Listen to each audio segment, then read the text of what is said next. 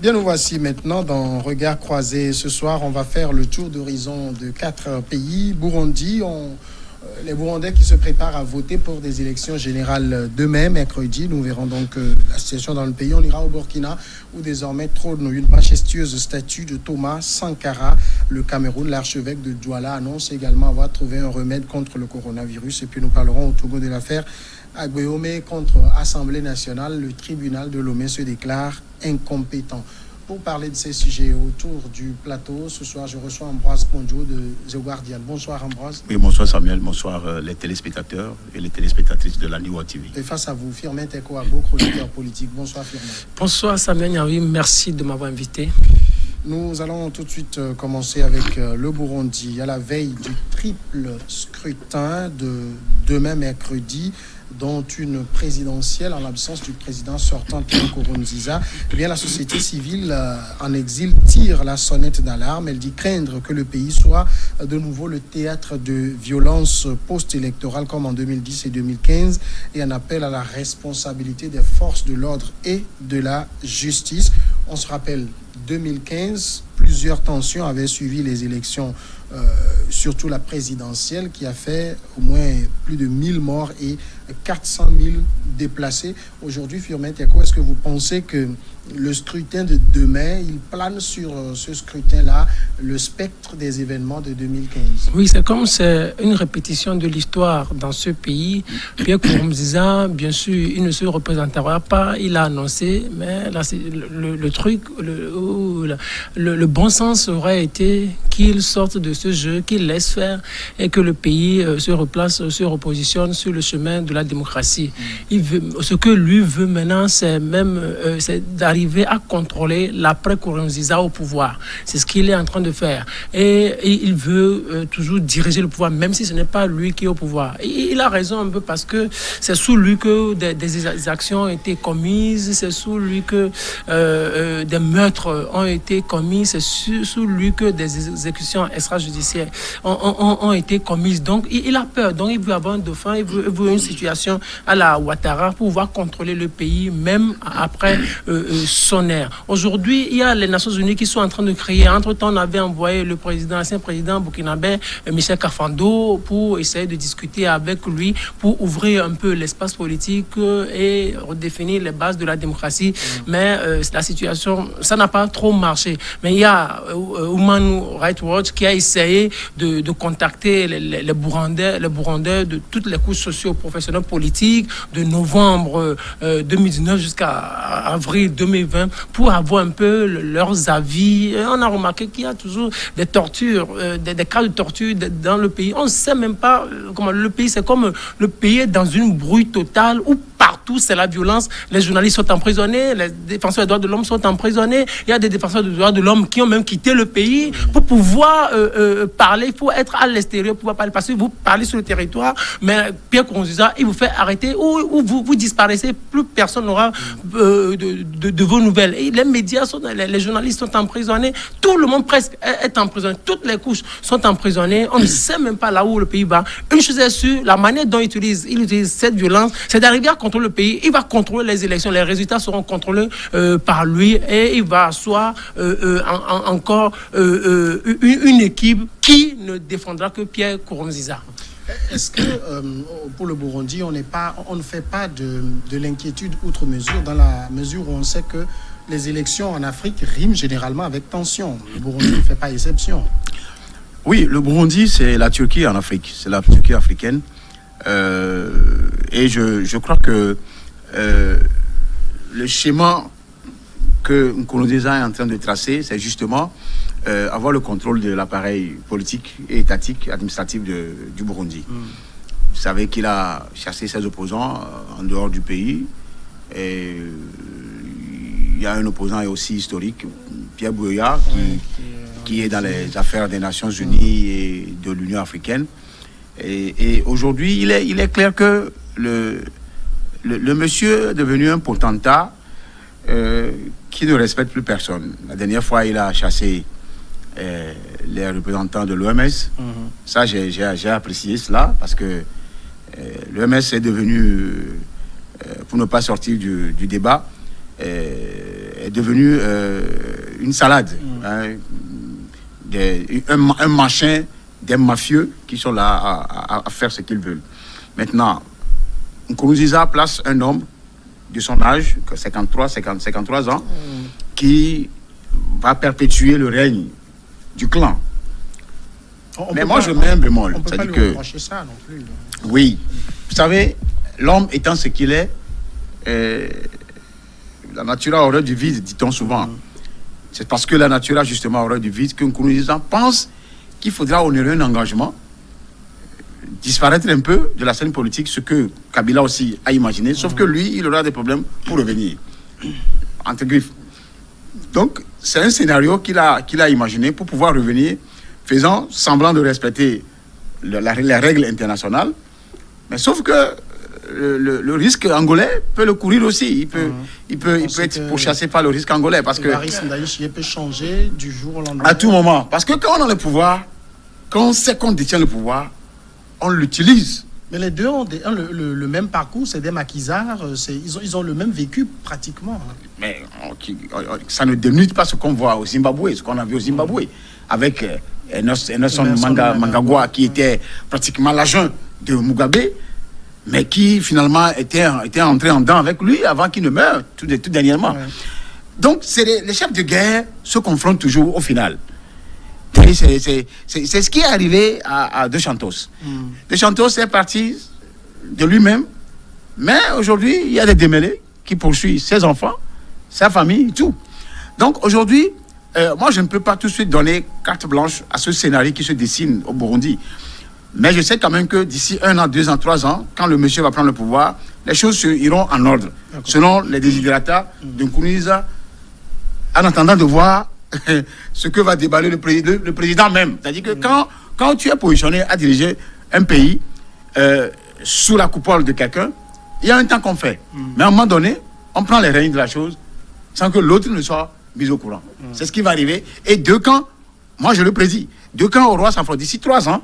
Deux camps auront s'affronter dans le même clan du pouvoir burundais. Et là, c'est là où ça va péter. Alors, on peut quand même jeter des fleurs à Pierre Nkurunziza parce que, comme je le disais, rien ne l'obligeait à passer la main. Il a fait changer la constitution. Il pouvait encore rester jusqu'en 2034, mais il a respecté sa parole. Non, Pierre Nkurunziza a respecté sa parole. Bien sûr, on peut l'applaudir des deux, mais ce que moi je me dis qu'il serait vraiment sous pression. Parce que peut-être la communauté internationale, peut-être dans le coulis, on lui dit, monsieur, si vous hasardez à briguer encore notre mandat, ça va chauffer. Ou peut-être avec toutes ces exactions, on va lancer un mandat d'arrêt contre vous.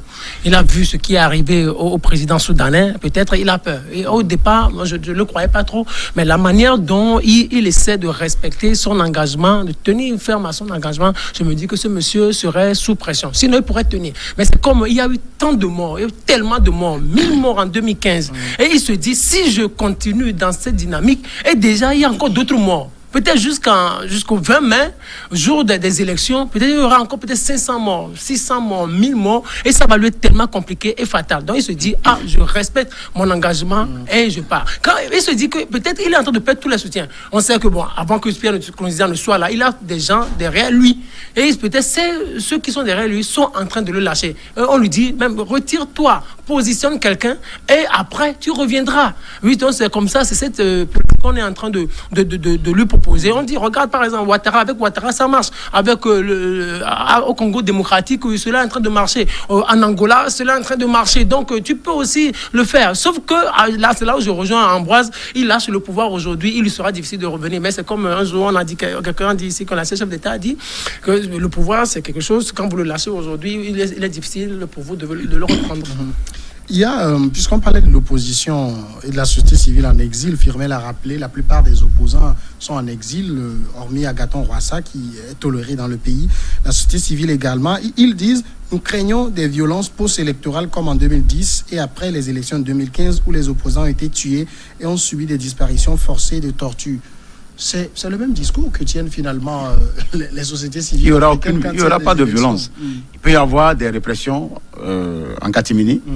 Il peut y avoir des assassinats ciblés qui ne seront pas mis à la place publique. Mais des violences à vue d'œil, je ne crois pas. Ça, c'est un de je ne crois pas à la tresse de la pression sur Nkurunziza. Nkurunziza s'en fout de tout et de tout le monde. C'est-à-dire qu'il faut que ce point-là soit clair pour tout le monde. Nkurunziza s'en fout. Je répète à mon frère, petit frère et ami, et je dirais que ça, c'est son analyse. Mais c'est vrai que tu as posé une question au départ. Qu'est-ce qui a fait changer d'avis en Nkurunziza pour pouvoir renoncer au pouvoir? Il sait qu'il en a tellement fait du mal. Il a tué des gens, il a versé le sang. Il vous dira en tant qu'évangéliste que même dans la Bible, pour pouvoir gagner les ennemis, c'est le sang. David en a fait. Salomon, tout ça là sont passés par là. Et c'est comme cette secte qui a régné au Congo, basée sur le doigt du Seigneur, quelque chose comme ça. Donc je dis et je le répète, quand vous voyez la personne même marcher, tu vois la démarche, il s'en fout, et il s'en fout de tout le monde et de tous. C'est pour vous dire que Nkurunziza a choisi de lui-même, après avoir fait des massacres, de plaire un peu à l'opinion publique. Il s'en fout de quelle opinion il s'agit même. La preuve, il y a 3 jours ou 4 jours, il a renvoyé les gens de l'OMS. L'OMS, c'est qui? C'est la communauté internationale. L'OMS, c'est le bras des Nations Unies, chargé de la santé. Même si cette institution est décriée ces derniers temps, de par ses positions, ses sorties qui n'arrangent ni même les États-Unis, sans même parler de l'Afrique, c'est dire que Nkurunziza, parce que le problème, c'est que quand les gens sont entourés de militaires et qu'ils ont la confiance des gens armés ou des militaires et qui ont même les Imbonerakure, comment vous l'appelez? C'est la jeunesse milice, la milice de la jeunesse qui intervient souvent à des lieux obscurs pour pouvoir faire taire des gens. Ça, on ne le voit pas. Tout comme la Turquie aussi, ça se passe. Donc, c'est un dictateur qui est là et qui pense régner au nom de Dieu, qui fait tout ce qui lui plaît, emprisonne ses opposants, s'en fout des gens. Donc, moi, je crois qu'aujourd'hui, il faut toujours se méfier de l'avenir. Le présent, il a le présent en main, mais je l'ai dit, je le répète, que Nkurunziza doit se méfier de l'avenir parce que le pouvoir ne sera plus dans sa main d'ici quelques jours. Et le jour où cela va arriver, il n'a qu'à commencer par compter ses propres jours. Parce que ce qui est caché dans l'instinct de l'homme, on ne le sait pas. Parce que l'homme est loup en même temps et agneau. Quand la partie loup va se présenter, c'est là où les gens seront surpris. Voilà. Si vous permettez, je vais répliquer à Ambroise. Je ne voudrais pas dire qu'Ambroise Pondiou aime beaucoup les dessins animés, mais c'est là, je m'étonne de ce qui soit vraiment séduit par cette posture qu'affiche Pierre Nkurunziza. Moi, je me rappelle très bien Kadhafi, le guide Kadhafi, paix à son âme, qui disait qu'il s'en foutait de la communauté internationale. Mais après, des années après, on a suivi tout ce que Kadhafi a fait dans les coulisses au moment où il tenait ce discours officiel. Quand il disait « je n'ai pas besoin de la communauté internationale », mais dans les coulisses, il négociait avec les Occidentaux. Et l'histoire nous a appris qu'il avait réservé les meilleurs puits de pétrole aux Occidentaux, juste pour avoir, dans les années à venir, la bénédiction de la communauté internationale. Ça veut dire ce que Ambroise est en train de dire, doit être revu. Le deuxième exemple le plus palpitant aussi, c'est Gbagbo. Gbagbo a dit à tout le monde qu'il était anti-français, qu'il n'aimait pas les Français. Mais dans les coulisses, on a dit Gbagbo a tout livré aux Français. Gbagbo avait tout donné aux Français. Mais au finish, les Français ont dit on ne veut pas de vous. Tout dernièrement, le FMI, le Ghanéen a dit on ne veut pas de FMI.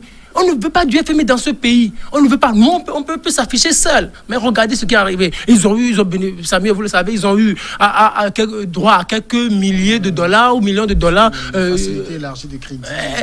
Exactement. Donc c'est pour dire qu'il n'y a pas de dirigeant aujourd'hui dans ce monde qui puisse se dire moi je peux évoluer seul. On va vous fermer toutes les portes, vous n'irez nulle part. Quand cela est arrivé à Gbagbo, on lui a fermé toutes les portes, toutes les banques, toutes les frontières, tout. Et Gbagbo, on l'a pris comme ça. Donc dire que Nkurunziza s'en fout, moi je me dis à Ambroise Pondiou, il aime beaucoup les dessins animés. Peut-être aussi que le Burundi ne représente pas, j'allais dire, grand enjeu. C'est pas un sous-sol très riche et tout ça, qui fait aussi que c'est pas comme le Congo, qui fait que tout le monde a les yeux rivés sur le pays. On va vouloir forcément le contrôler comme on veut. Oui, non, justement, ce n'est même pas une question de des fois de richesse, c'est une question de géopolitique aussi, et du positionnement même du pays par rapport au continent et par rapport aux Occidentaux. Et moi, je ne sais pas ce que Firmin appelle dessin animé. Hein. Moi, c'est mon avis sur la chose. Tu n'as qu'à donner ton avis aussi sur la chose. La lecture que moi je fais du comportement de la personne, de sa gestion des affaires de l'État, c'est ce que moi je présente. Si tu as une autre lecture, présente-la et ça s'arrête là.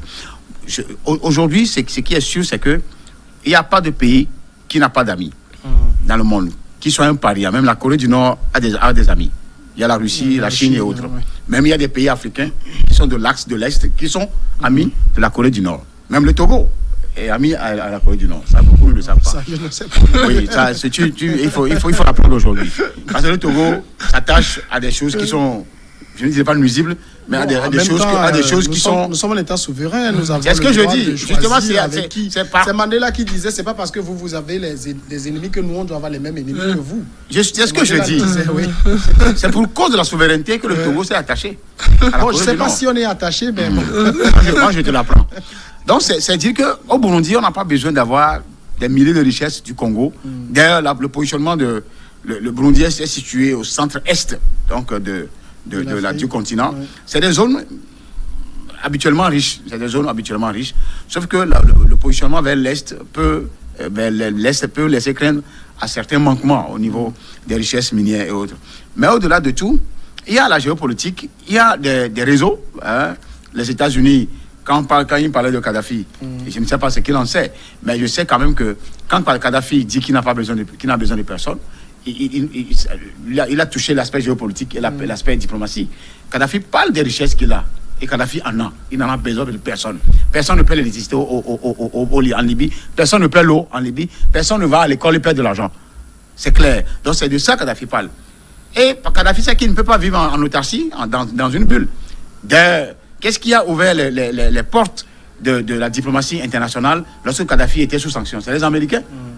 Lorsque Condoleezza Rice est arrivé en Libye, en 2007. C'est en 2008. Oui, c'est en 2006-2007-2008.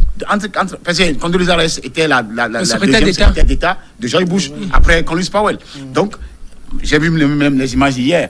Quand il était venu chez Kadhafi, en 2008, il a dit que c'était clair que Kadhafi savait que pour pouvoir s'ouvrir vers le monde après des attentats de Krabi et tout ça, c'est toujours les États-Unis. Les États-Unis aussi voulaient le pétrole. Donc, c'est les intérêts qui sont en jeu. Kadhafi s'en fout de tout ça. Donc, c'est pour marteler que, on dit ça, je le répète, ne s'attache pas des gens parce que je m'accroche à vous. C'est en cela que je dis, il s'en fout. Si quelqu'un veut s'attacher à Nkurunziza pour des raisons géopolitiques, c'est parce que la personne a intérêt. Quand je prends le cas tu permets, le cas de l'Angola. Permettez juste qu'on aille à la pause, à la première pause, et on revient derrière, continue.